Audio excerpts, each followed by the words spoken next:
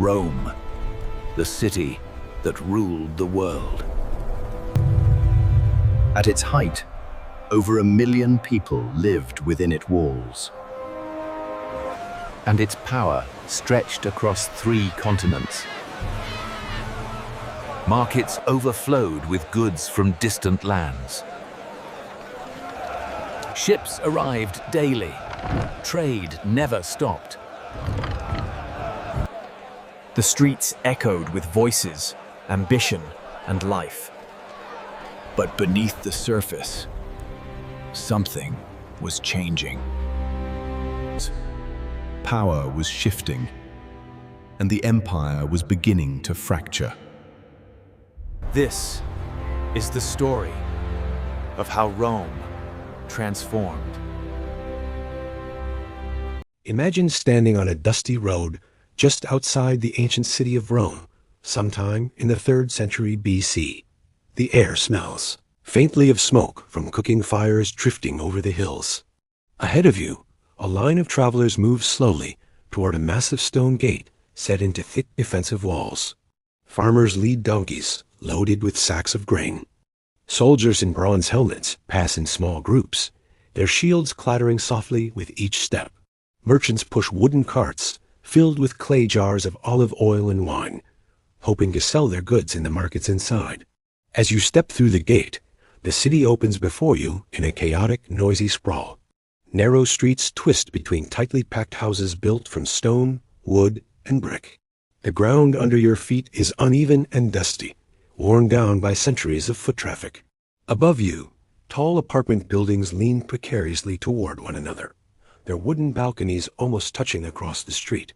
Laundry hangs between windows, fluttering gently in the warm Mediterranean breeze.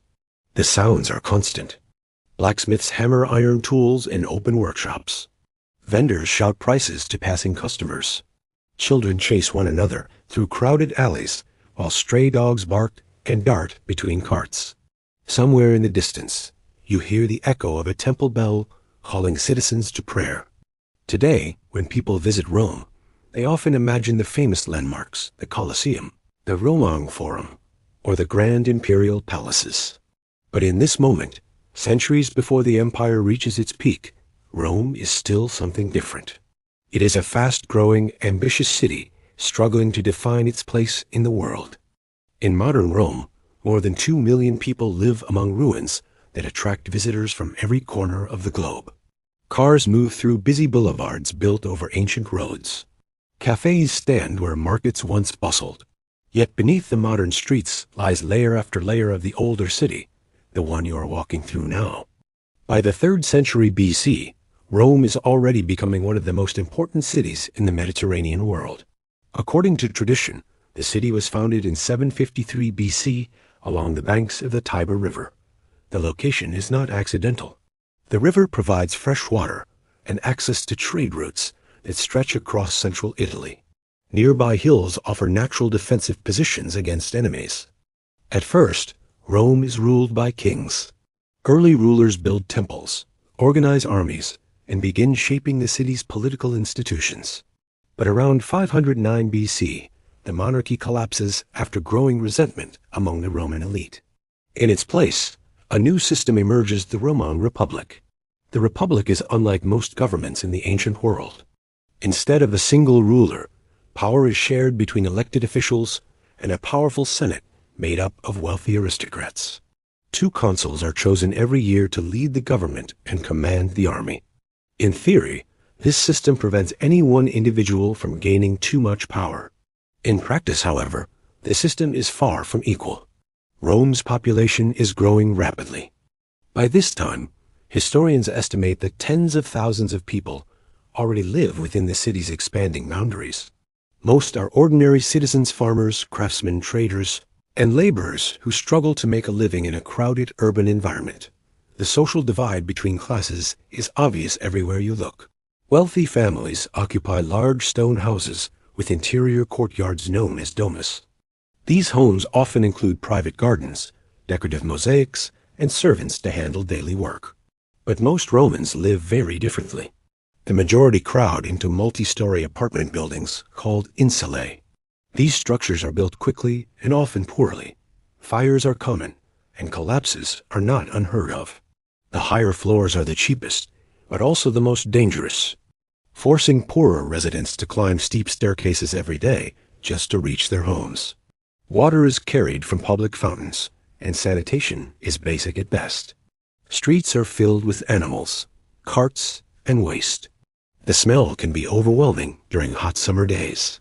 Yet despite these hardships, the city pulses with energy. Markets are filled with goods arriving from surrounding farmland, grain, olives, vegetables, and livestock. Traders from other Italian cities bring pottery, metal tools, and textiles. News spreads quickly through crowded forums where citizens gather to debate politics or listen to public speeches. Rome is not yet the capital of an empire, but the ambitions of its leaders and the discipline of its armies are already beginning to reshape the entire region. Beyond the city walls, Roman legions march across Italy, fighting rival states and expanding Rome's influence. Each victory brings new territory, new wealth, and new challenges. Few people walking through the busy streets at this moment realize just how dramatically their city is about to change. Within the next few centuries, Rome will grow into the largest city the ancient world has ever seen. Its armies will dominate lands, stretching from Britain to Egypt.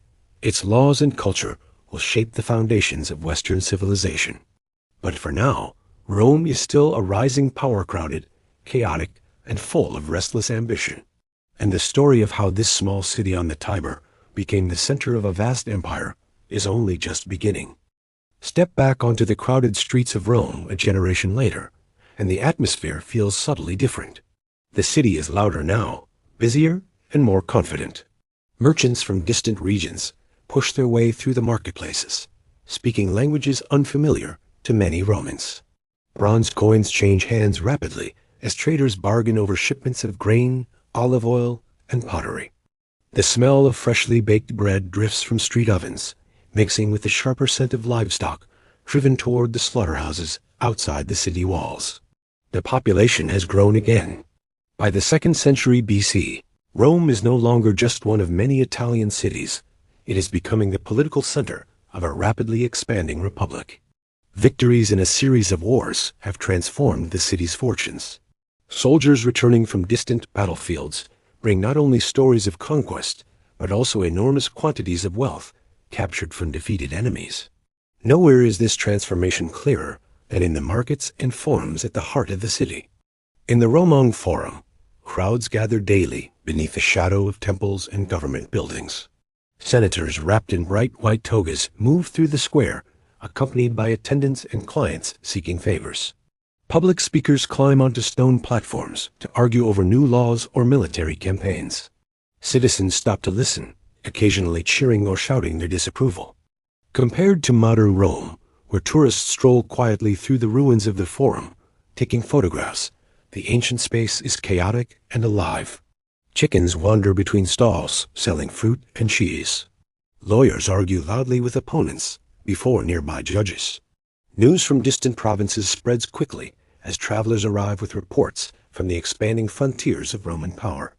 The turning point in Rome's rise comes during a series of brutal conflicts known as the Punic Wars. These wars pit Rome against the powerful North African city of Carthage, one of the richest trading powers in the Mediterranean. For decades, the struggle dominates Roman politics and military strategy. The most famous moment arrives when the Carthaginian general Hannibal leads his army across the Alps with war elephants, launching a shocking invasion of Italy. Entire Roman armies are destroyed in devastating battles. For a time, it seems possible that Rome itself might fall. Yet the Republic refuses to surrender. Roman citizens continue raising new armies, even after repeated losses. Generals develop new strategies. Eventually, Roman forces carry the war into Carthaginian territory itself. In 146 BC, after years of fighting, the city of Carthage is finally destroyed. Its territory becomes a Roman province. This victory marks a turning point, not only in military history, but also in the life of the city itself. Suddenly, Rome controls vast new regions across the Mediterranean. Ships arrive in the port of Ostia, carrying grain from North Africa, wine from Greece, and luxury goods from the eastern Mediterranean. Slaves captured during wars flood the labor market, dramatically reshaping the Roman economy. In the streets of Rome, the effects are visible everywhere. Wealthy families begin constructing larger homes, decorated with imported marble and elaborate mosaics. Public buildings grow grander as victorious generals sponsor temples and monuments celebrating their triumphs. New roads connect Rome to distant provinces, making travel and trade faster than ever before. But prosperity also brings new tensions. Many small farmers who once formed the backbone of the Roman army find themselves unable to compete with massive estates owned by wealthy aristocrats. These estates rely heavily on slave labor, producing grain and olive oil on a scale that smaller farms cannot match. As a result, thousands of displaced rural families migrate into Rome itself, searching for work. The city's population surges dramatically, filling the already crowded apartment buildings. Streets become even busier, and public spaces struggle to accommodate the growing crowds. In modern Rome, apartment blocks, train stations, and highways manage the movement of millions of people every day. But ancient Rome must adapt without such infrastructure. Traffic jams of ox carts often clog narrow streets. Officials eventually ban heavy carts during daylight hours, simply to keep movement possible. Meanwhile, political conflict intensifies. Reformers attempt to pass laws redistributing land to poorer citizens. Conservative senators resist fiercely, fearing that such changes will weaken their own power. Public debates become more heated, and political violence occasionally erupts in the very forums where citizens once gathered peacefully. Rome's success has created a paradox. The Republic is stronger than ever in terms of military power and wealth. Yet the internal tensions caused by that success are beginning to strain the political system designed centuries earlier for a much smaller city. Walking through Rome during this period, you would still see the same bustling markets, crowded homes, and noisy streets. But beneath the surface of daily life, powerful forces are building forces that will soon reshape the entire Roman world. The rise of Rome has only just begun, but the pressures created by that rise are already setting the stage for the dramatic struggles that lie ahead. Walk through Rome in the 1st century BC, and the city feels larger, louder, and more crowded than ever before. The streets pulse with constant movement from dawn until late into the night. Traders shout over one another in the markets. Construction crews hammer stone and wood as new buildings rise across the hills. Messengers push through crowds, carrying urgent letters between political offices, while soldiers recently returned from campaigns move proudly through the streets wearing pieces of their armor. Rome is no longer simply a growing republic. It has become the center of a vast Mediterranean network of trade, politics, and culture. By this time, the population of the city may have reached 500,000 people, an astonishing number for the ancient world. In comparison, modern Rome spreads across wide avenues and planned neighborhoods. But ancient Rome grows organically, expanding wherever space can be found between hills, temples, and older streets. The result is a dense, crowded maze of neighborhoods, markets, and towering apartment buildings. Daily life begins early. Before sunrise, bakeries across the city light their ovens. The smell of fresh bread drifts into the streets as workers prepare loaves made from grain, imported from provinces such as Sicily and North Africa. Bread is the staple food for most Romans, often eaten with olives, cheese, or vegetables. Street vendors quickly set up small stalls selling hot food to passers-by. Bowls of thick grain porridge simmer over small fires. Roasted nuts, grilled fish, and honey-sweetened pastries attract customers rushing to work. For wealthier citizens, breakfast is simple but comfortable bread, fruit, cheese, and watered wine served inside elegant homes decorated with colorful wall paintings. For poorer residents living in crowded insulae, meals are smaller and less predictable. Many rely on cheap street food purchased from public vendors. Work varies widely depending on social class. Craftsmen fill the narrow streets of certain districts. Blacksmiths produce tools, nails, and weapons in smoky workshops. Potters shape clay vessels used throughout the city. Textile workers spin wool or dye fabrics, bright shades of red, blue, and purple. Dock workers at the port of Ostia unload ships carrying grain, oil, wine, marble, and countless other goods flowing toward the capital. These shipments are critical. Without them, the enormous population of Rome could not survive. In modern Rome, trucks deliver food daily through highways and rail lines. But in the ancient city, everything arrives by ship and river before being transported by cart through narrow streets. Water is another challenge for such a massive population.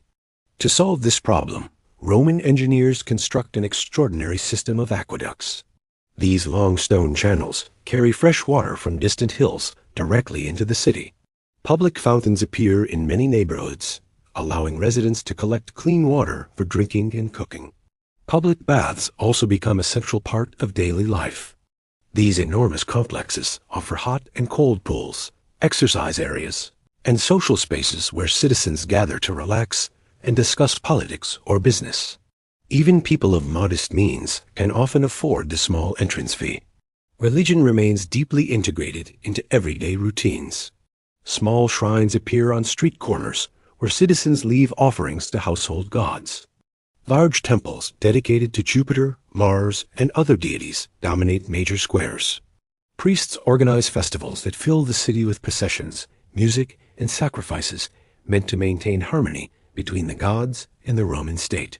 But life in Rome is not always comfortable. Fires are a constant danger, especially in the crowded apartment buildings made partly from wood. Narrow streets make firefighting difficult. Crime also becomes a problem after dark. Without modern lighting, many areas of the city fall into near total darkness at night. Despite these risks, entertainment is everywhere. Theaters host dramatic performances based on Greek stories. Public games draw huge crowds eager to watch chariot races or athletic competitions. Later, massive arenas like the Colosseum will host gladiator battles and spectacles that attract tens of thousands of spectators. Walking through the city during this era, you would feel the energy of a civilization at its peak of creativity and ambition. Yet the same forces that made Rome powerful are also pushing its political system toward breaking point. As wealth flows into the capital and armies become loyal to powerful generals rather than the state, rival leaders begin competing for control of the republic itself. Soon, one man in particular will rise above the others. His name is Julius Caesar, and his actions will change the future of Rome forever. Walk through Rome in the middle of the 1st century BC, and you can feel the tension in the air. The city is still crowded and energetic, but beneath the normal rhythm of markets and daily life, political conflict has become impossible to ignore. Groups of citizens gather in the Forum, arguing loudly about the latest speeches in the Senate. Armed supporters of rival politicians sometimes march through the streets, creating sudden moments of chaos before disappearing into the crowd. The Roman Republic is reaching a breaking point. For generations, the system of shared power between elected officials and the Senate had worked reasonably well. But Rome is no longer the small city-state it once was. It now controls vast territories stretching across the Mediterranean. Governing such an enormous empire requires authority and coordination on a scale the old political structure struggles to provide. Ambitious leaders begin to see opportunity in this instability. Among them is a man named Julius Caesar. Caesar comes from an old Roman family, though not one of the wealthiest.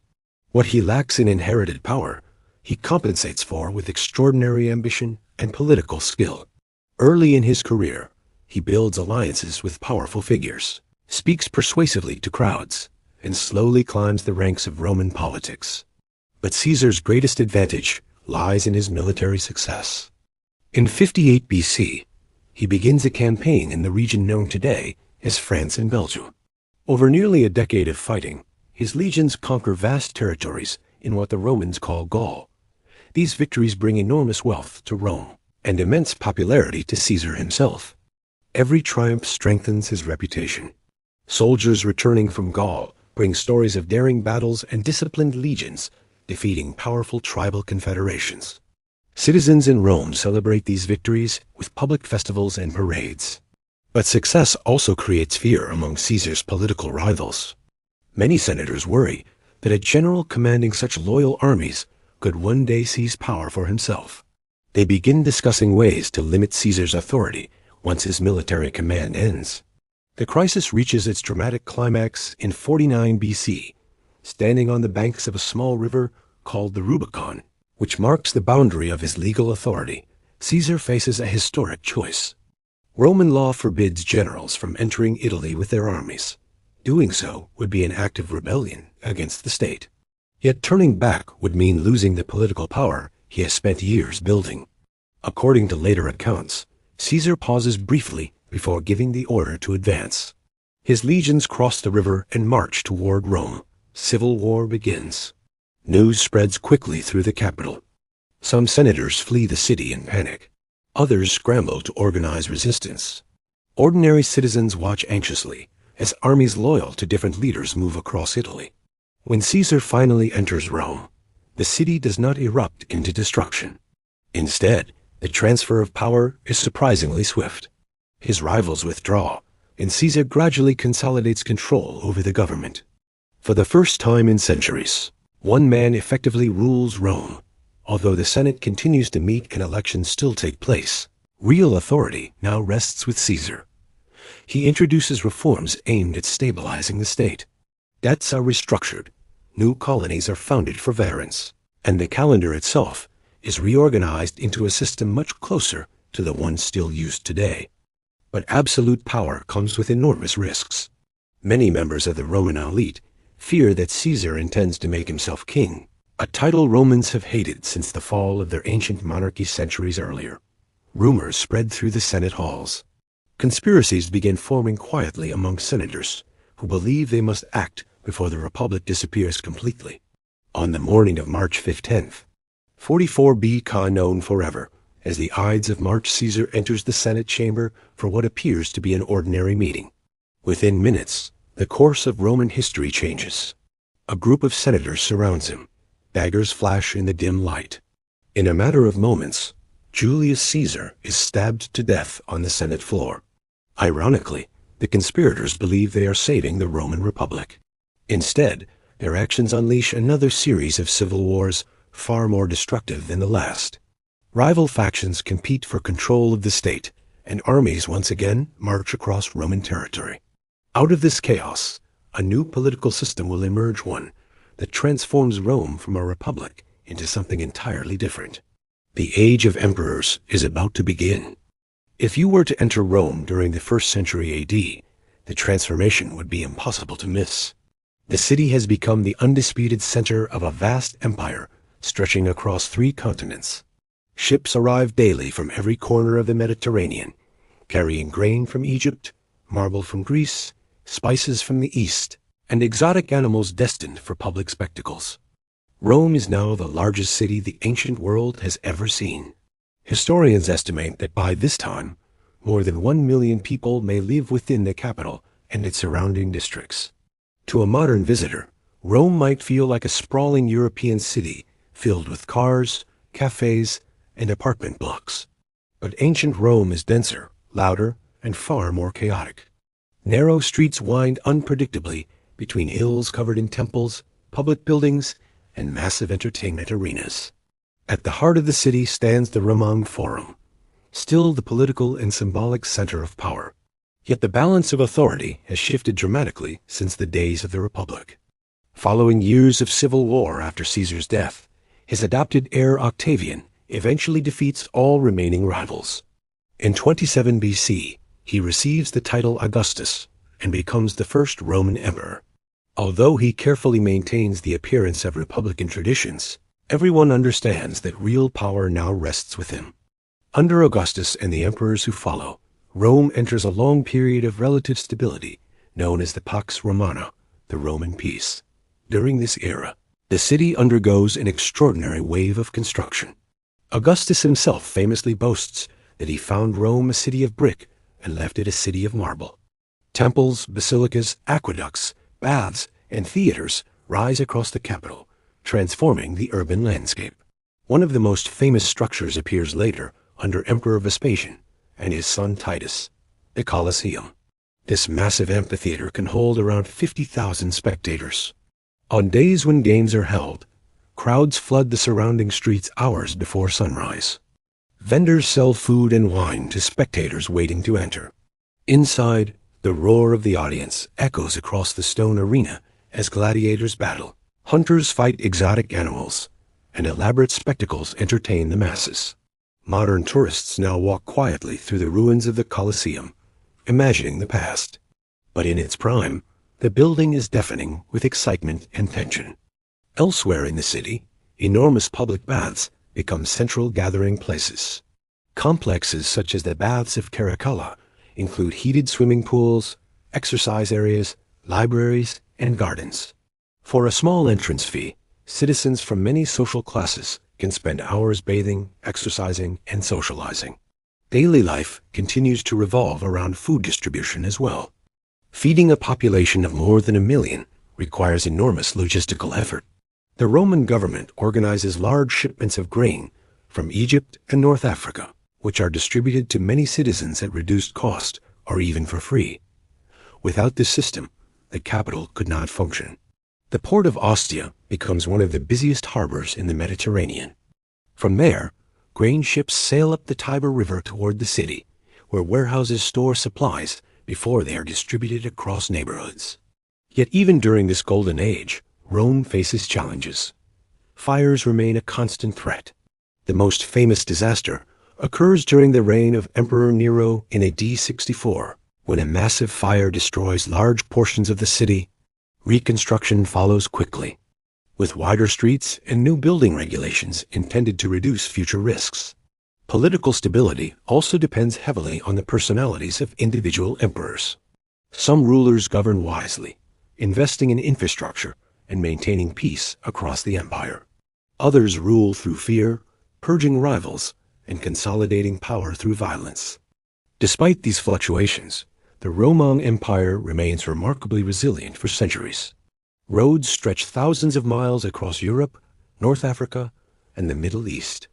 Trade flourishes across the Mediterranean. Roman law spreads across provinces, shaping local governments and legal systems.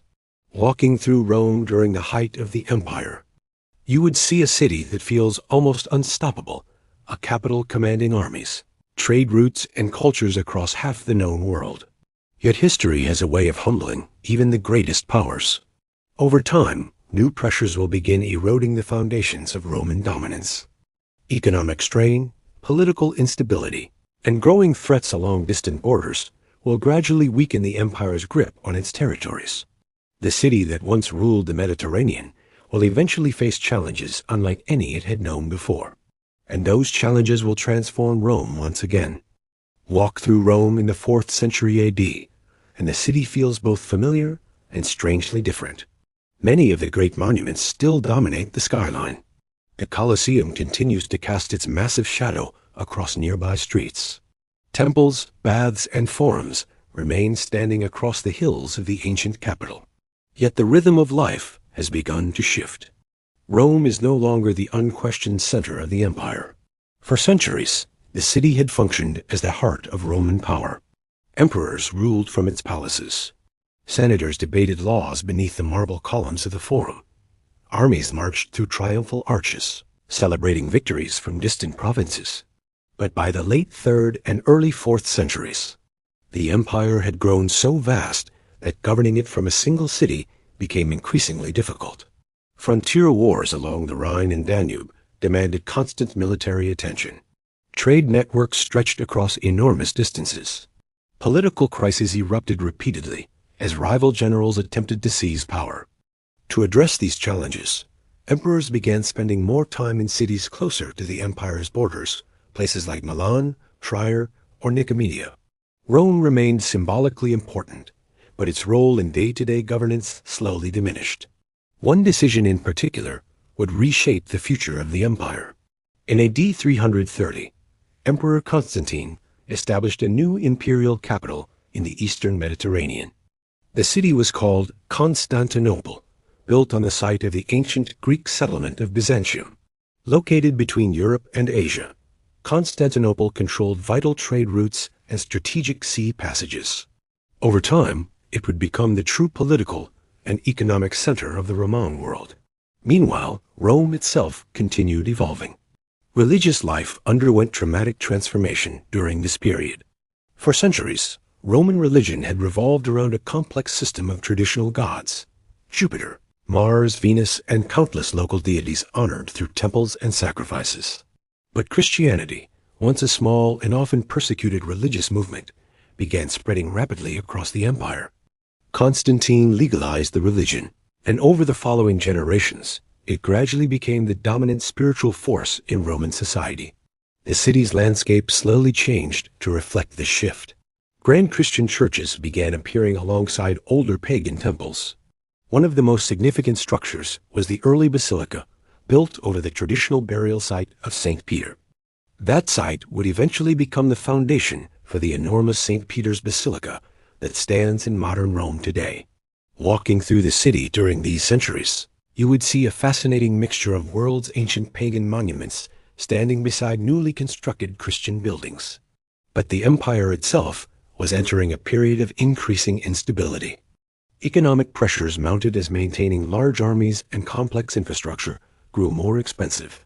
Political leadership became less stable, with emperors sometimes ruling for only a few years before being replaced.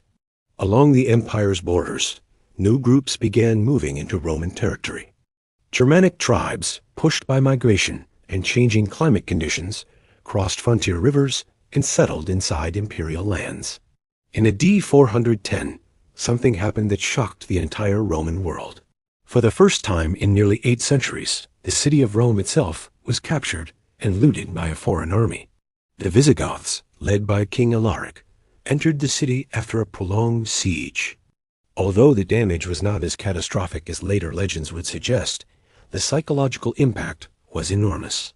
Rome, the city that had once ruled the Mediterranean, had been violated by outside forces. Further invasions followed over the next decades. Finally, in AD 476, the last Western Roman emperor was deposed by a Germanic leader named Odoacer. Historians often mark this event as the formal end of the Western Roman Empire. Yet the story of Rome did not end. The city continued to exist, though on a far smaller scale. Many ancient monuments fell into ruin as population declined. Marble from abandoned buildings was reused to construct new homes and churches. Fields and gardens even appeared within the old city walls, where dense neighborhoods once stood. Over the centuries, Rome gradually transformed into a medieval city centered on the growing power of the Christian Church. Eventually, during the Renaissance and later periods, the city would expand again, building new palaces, plazas, and churches atop the foundations of the ancient world.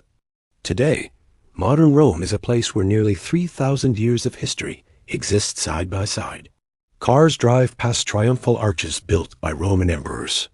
Cafes operate near temples that once hosted sacrifices to forgotten gods. Millions of visitors walk through streets layered with centuries of human ambition, creativity, and survival. The story of Rome is not simply about the rise and fall of an empire. It is the story of how cities evolve, how they adapt to political change, survive disasters, and continuously rebuild themselves across generations. From a small settlement beside the Tiber River to the capital of a vast empire, and eventually to the modern city we know today, Rome has never truly disappeared. Instead, it has simply transformed again and again, leaving traces of every era beneath the streets where life continues to move forward